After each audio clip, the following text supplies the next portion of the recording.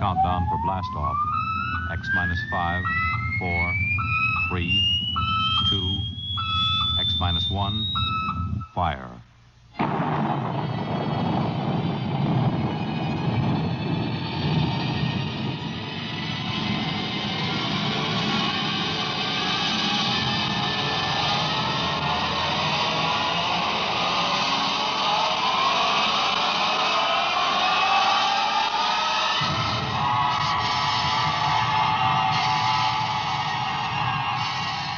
From the far horizons of the unknown come tales of new dimensions in time and space.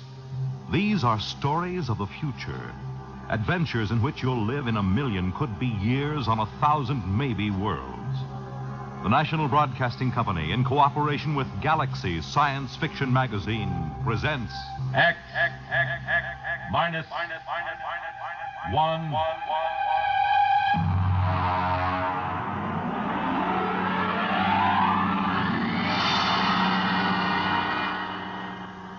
Tonight, we take you some 800 years into the future to meet man's best friend.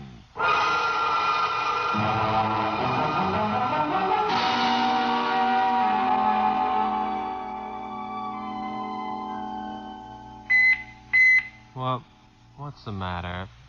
Who's there? What? Oh, turn on the annunciator. All right, I'm coming. I'm coming.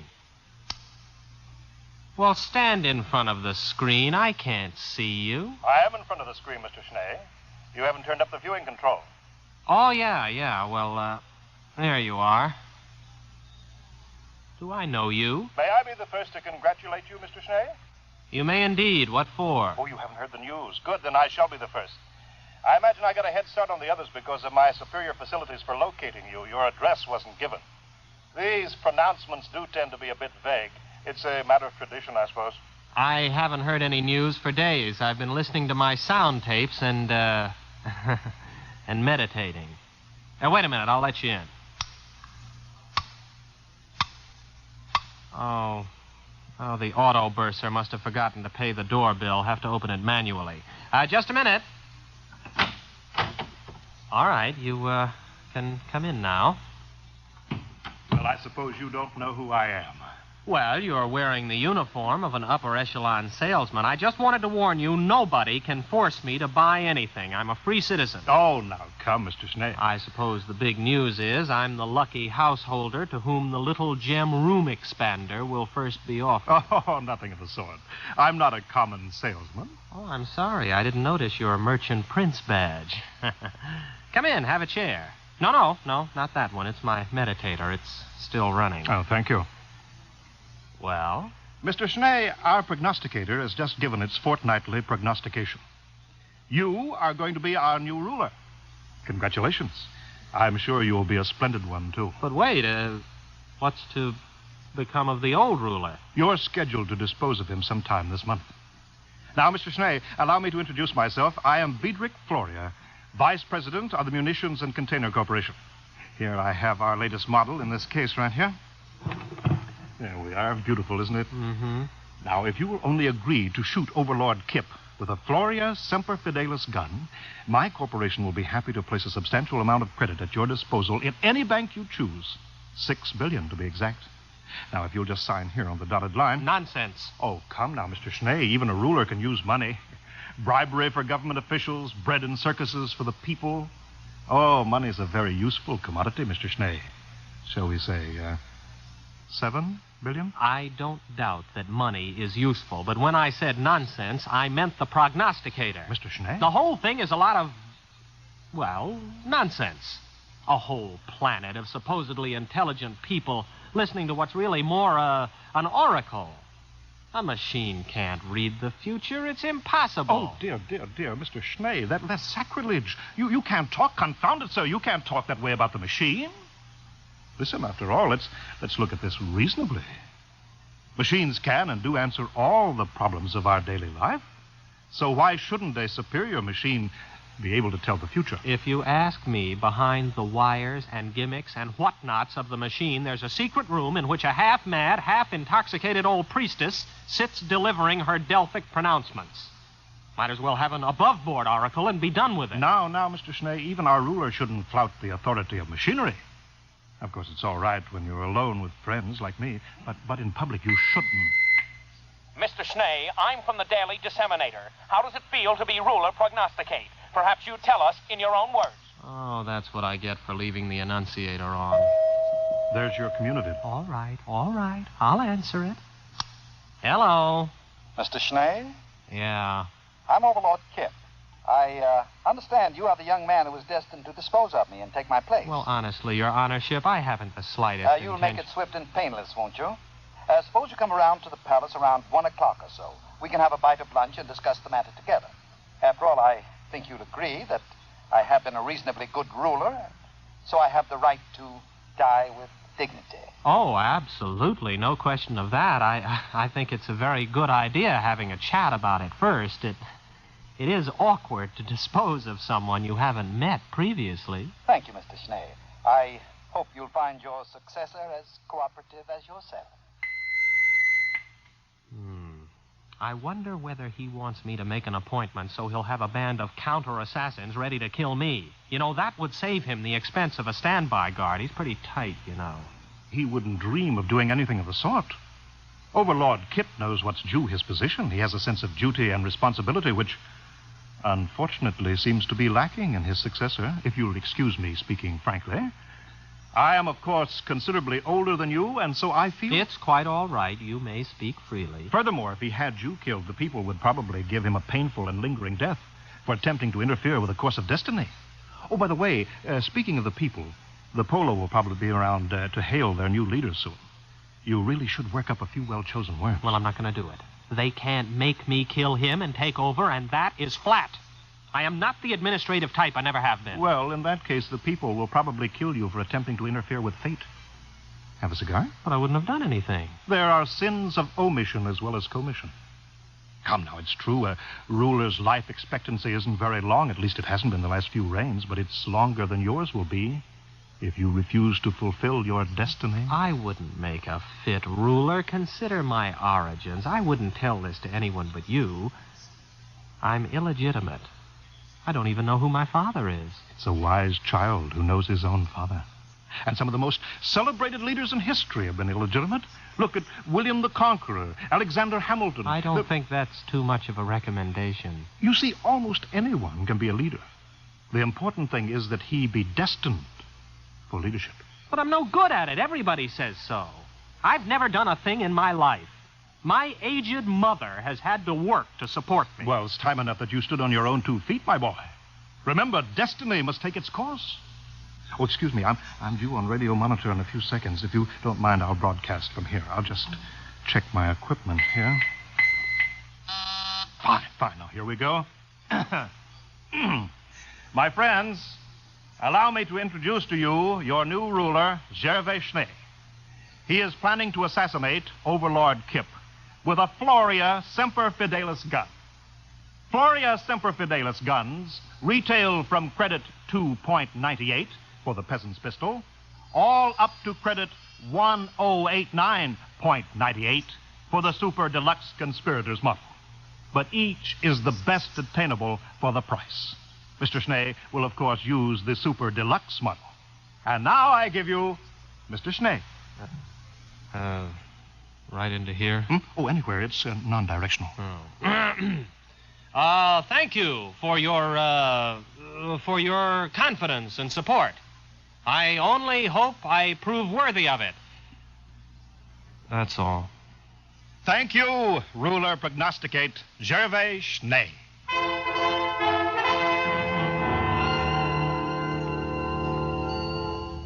Will you have some more wine, Mr. Schnee? Oh, no, thank you, Overlord Kip. I've had too much already. It's a delightful vintage, isn't it? I think it was bought by Overlord Jasper about 7 reigns ago. You'll find the cellars in perfect order. I'll give you the inventory and the key a little later. Do we have to talk about it? Oh, well, one has to take these things as they come, you know. Here today, gone tomorrow. That reminds me. Will tomorrow suit you? Well, of course, it really doesn't make any difference to me. All right, then. We'll set it for tomorrow, if that's convenient for both of us. I have the afternoon clear. We'll make a public announcement a little later. Well, all right, if you say so. Why, of course. And now we can go into my study and discuss the details at our leisure. I've got half a box of some wonderful cigars left over. I think you'll enjoy them.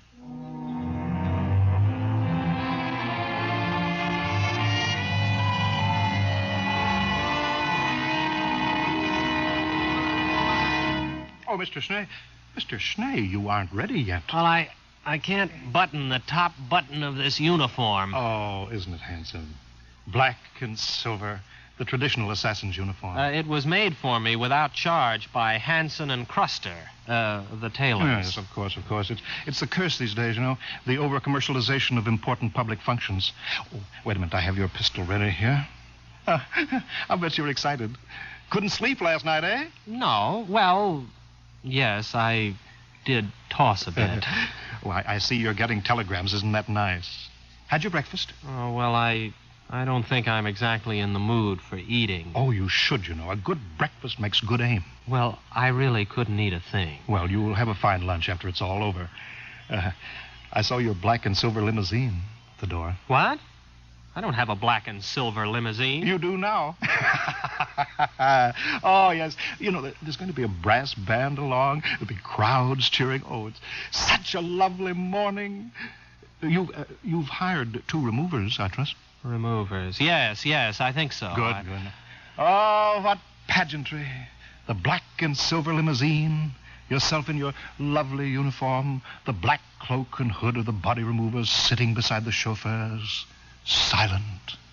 The band playing the funeral march as you move down the boulevard. Crowds cheering, little children let out of school presenting you with flowers and television cameras. Oh, what a sight, what a sight. Well, now it's about 10:30. Shall we be off?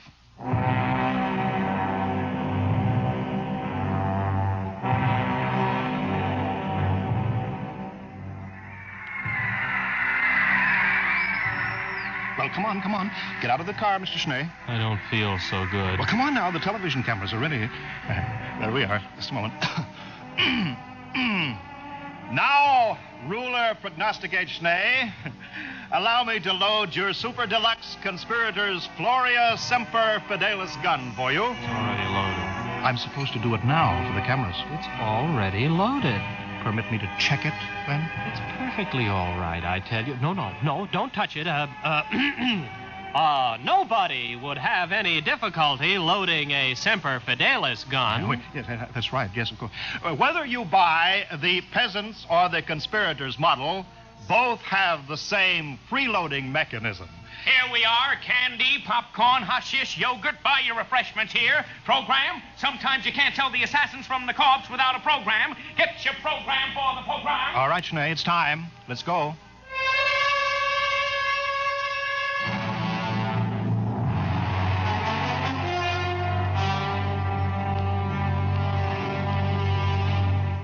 Well, here we are again, eh? Overlord Kip, I am officially here. Well, now, just a minute, old man. I have my speech, you know. Your speech? Oh, I'm sorry, really. Well, that's all right. Ladies and gentlemen, before the conclusion of this ceremony, I wish to remind you of a few important facts concerning my reign, which comes to an end in just a few minutes. I call your attention to the budget of 2786.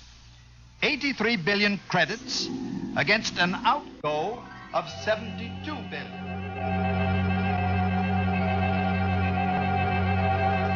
Not to mention the dam across the Volga River, which was constructed 3 months short of the proposed 5-year date at a cost of 73 billion. I thank you.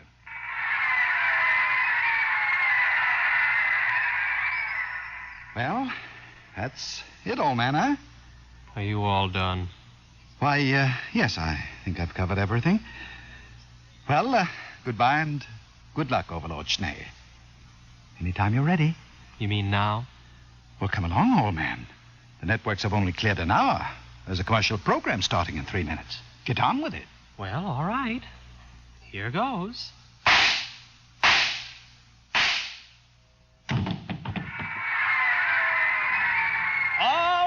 All right. Everyone will now please leave while the removers take over. But the television, the cameras, it's part of the ceremony.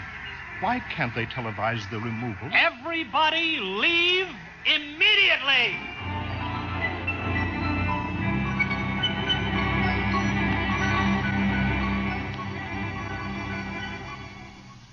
They're all gone now, Overlord Schnee. Perhaps... You too. But after all... Out. I want to meditate. Well, very well. All right. Oh, alone at last. Kip. Overlord Kip. Phew. I don't think I'd have been able to stay still much longer. You all right? Schnee, you're a good shot. That blank really stung. On a very tender spot, I might add. No time for chatting. We've got to get this over in a hurry. Now comes the part where your friends will have to look like real removers. I hope they can give it the professional touch. Don't worry about us. We are real removers. At least both of us have participated in removals. I'll take off my hood. But wait. Why, you're Overlord Morehouse. I've seen you in pictures. Mm-hmm. And the other one. You're Shinnick. You died before I was born. That is, you were supposed to have died. Both of you were. Morehouse was supposed to have killed you. Well, we're not precisely dead, only retired, you might say. The prognosticator didn't say he had to be killed, just disposed of, as Kip undoubtedly pointed out to you in your little interview together. Sorry I couldn't tell you the truth, old man, but you might have changed your mind and given us away. We've formed a little club of dead overlords. We're looking forward to the day when you join us, Overlord Schnee. Well, you better hurry. If the four of us are discovered, the mob will tear us to pieces. Oh, you're right.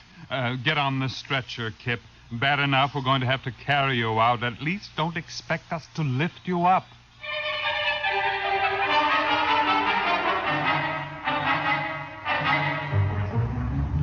Gloria? Yes, Your Honorship? The prognosticator is right here in the palace, isn't it? Yes, Your Honorship. Lead me to it immediately. Certainly, Your Honorship. It's this way.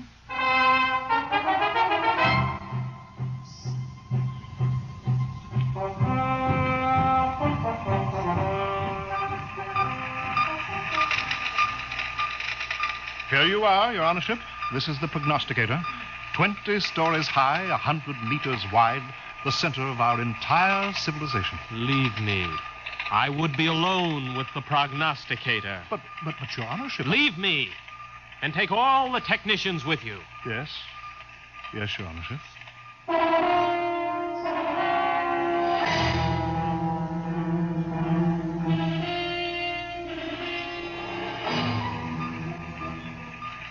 You're all alone now, Your Honorship? You too. Leave me. Well, yes. Yes. Yes, Your Honorship. Your wishes are my command. Well.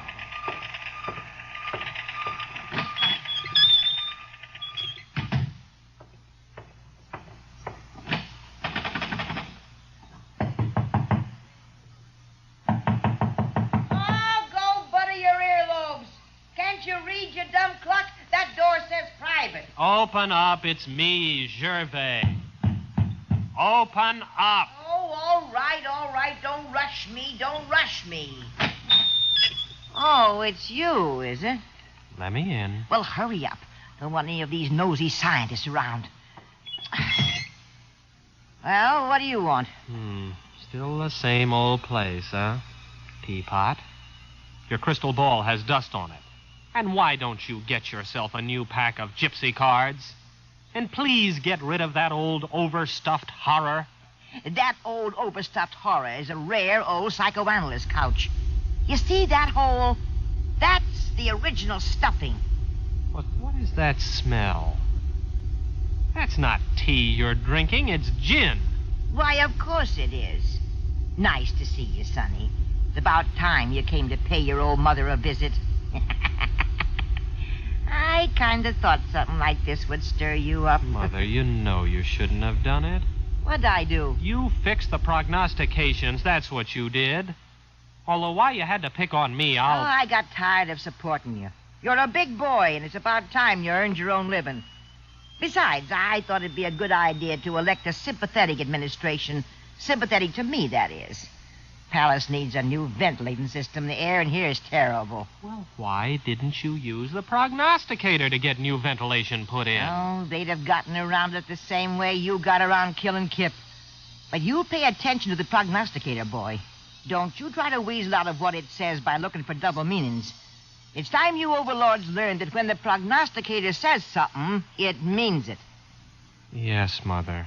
I'd hate to have to give orders to have my own boy disposed of. The last 3 disposals weren't so bad. But sometimes those disposals can turn out real messy. Yes, Mother. Oh, maybe blood is thicker than water, but not much. Yes, Mother. And why shouldn't you listen to my prognostications, huh? Just because they're dolled up a little doesn't mean they're not true. Don't I have a crystal ball? Don't I have a gypsy card pack? Don't I have tea leaves? Best tea leaves money can buy. Yes, Mother. So?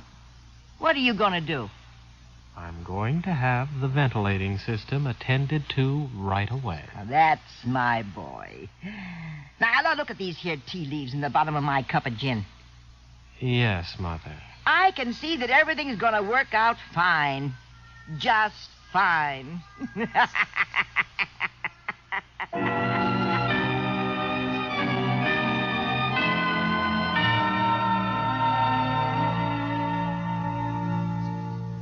You have just heard X-1, presented by the National Broadcasting Company in cooperation with Galaxy Science Fiction Magazine, which this month features The Hardest Bargain by Evelyn Smith.